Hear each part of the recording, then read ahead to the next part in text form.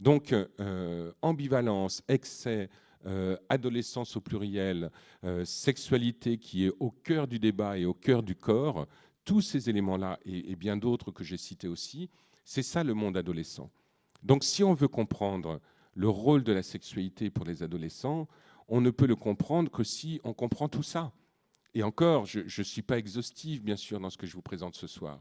Mais si on ne prend pas ça en compte, ça va être très, très, très difficile parce qu'on va être sur un terrain qui est extrêmement binaire. C'est bien, c'est mal, c'est beau, c'est laid. Les choses ne sont pas aussi simples que ça. Et elles le sont encore moins pour les adolescents. Donc l'adolescence, c'est principalement l'entrée dans la sexualité.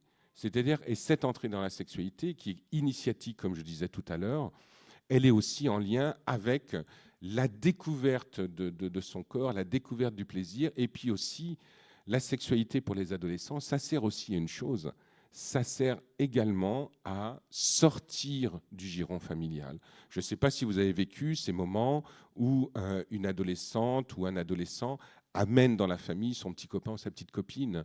Ce moment-là est un moment pour l'adolescent qui est fondamental, parce que c'est une manière de dire, voilà, ça peut se passer ailleurs.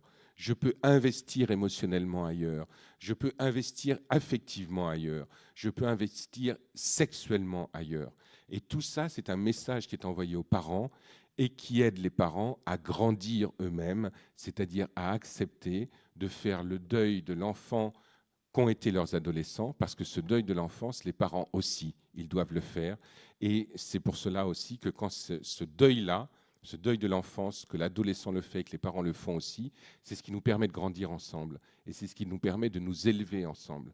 Parce que nos enfants, nous les élevons.